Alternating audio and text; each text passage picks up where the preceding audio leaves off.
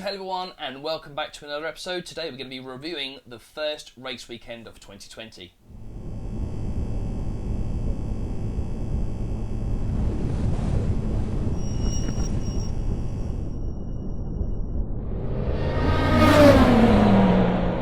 So yes, hello everyone and thank you for joining me. Today we're going to be reviewing the first race of the season with the 750 Motor Club Clear 182 Championship. So it was the first race weekend of the year. Didn't really know what to expect because I couldn't do any testing. Sadly, I was working in Kent. However, I got home pretty swiftly, packed up the gear and got straight to track. Unloaded everything, and there was obviously half the field had already done some pre-season testing or some pre-race testing, either on the Thursday or the Friday. I think in some cases even both. So I was already on the back foot. Didn't quite know what to expect. However, I was actually really pleased with how the weekend went in total.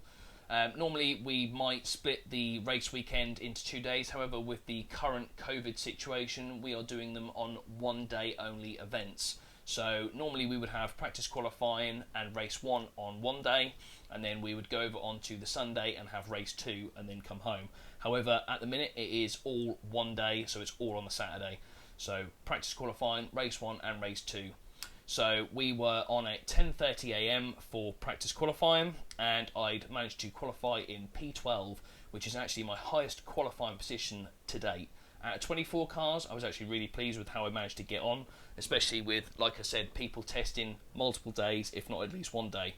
So going into race 1, I was really happy and I was really hoping to progress. I tend to do a little bit better in the races. I think following other people really helps me, especially with particular lines or even just the drag or reducing the drag and the drafting, especially down Snetterton, especially the 200 configuration which we ran this year, with the 2 long straights. When you get in behind someone and get into their slipstream, it actually makes a really big difference in these Clios. So race 1 I was really happy and I was really looking forward to progressing. However, it didn't quite work out that way, and after about 3 laps I tried to build a gap to the guy behind me in P13, outbrake myself going into Brundle and ended up dipping a wheel onto the grass and the car rotating 90 degrees, and I was parked on the apex and I had to let everybody go past because I couldn't rejoin the track safely and ended up plumb last. However, I really got the bit between my teeth and got my head down, and I really tried to set a fastest lap time that I could, because in race 1, whatever your quickest lap time is, that then sorts you out for the grid in race 2. Which I did actually manage to get P12 again, so I was actually really grateful for that. And I was really happy with how quickly I caught the pack, and I did make 4 overtakes, and with those 4 overtakes and a few other guys having some reliability issues, I managed to finish in P17. So again, out of 24 starts, that's not horrendous, and I was actually pretty happy with how it went. So I've just clipped up the spin and the few various overtakes that I made in race 1, and then we will talk about race 2.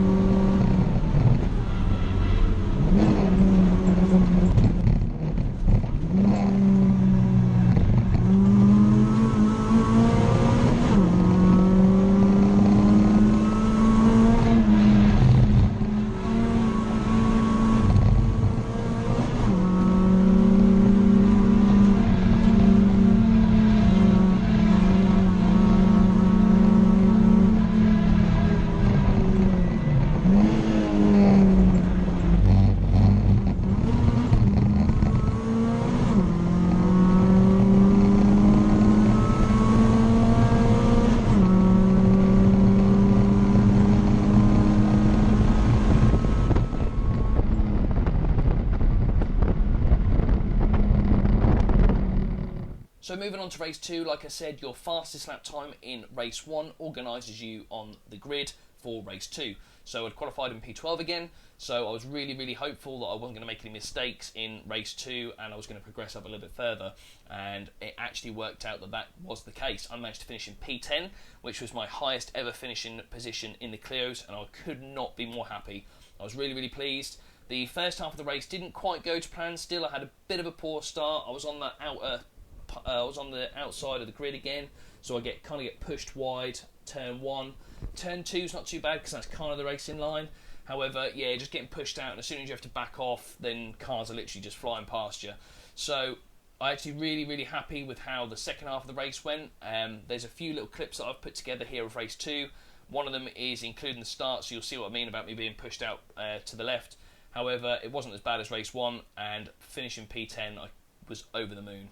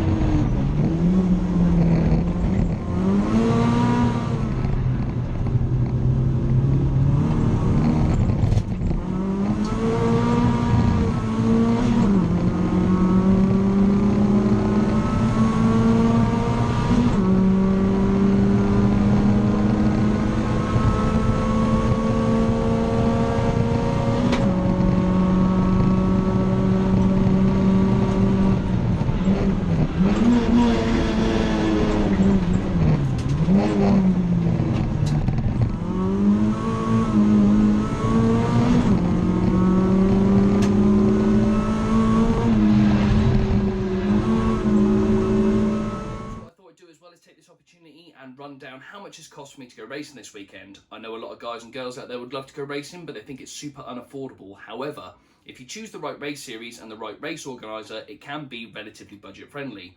So for me, the two main reasons I picked the Clios was because one, the 750 Motor Club who organises these race events, their race entry fees are really, really good in comparison to a lot of other race series. So for me, the race entry fee for this weekend was £300.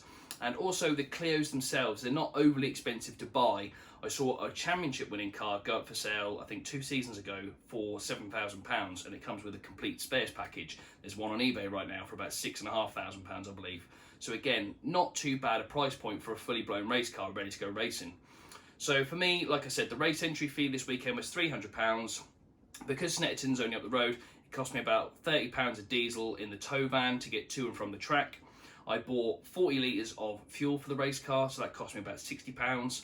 And I had to hire a transponder for the race weekend. Because I haven't actually got one myself, they're £30 a race weekend. Now, I think a transponder costs about £200, so I would save that over the course of the season. However, my budget won't let me pay that £200 up front just yet. Maybe halfway through the season, we'll see how it goes. But other than that, that would have been my race weekend in total, so about £410, give or take. However, because it was the first race of the season, I did have to buy a few other bits and pieces. So I needed new front brake pads. They'd done about 6 events in total, so they were shot. They were £142. And I also needed a set of 4 tyres. Now, I have 2 sets of wheels. One set of wheels has got 1 set of brand spanking new tyres already on there. However, I needed a spare set, and the 4 that were on the other spares were absolutely shot. So I had to buy 4 new tyres, and they're really expensive at £380. However, again, in comparison to other series, that tyre price is actually pretty good. But like I say, that's an extra £524, give or take, extra than I wouldn't normally spend at a race weekend. So obviously when we go to Brands Hatch next month, I'll be able to give you a little bit more of a detailed view of an actual given race weekend with everything sorted, no additional costs, fingers crossed. But until then, thank you very much for watching, and I'll see you in the next one.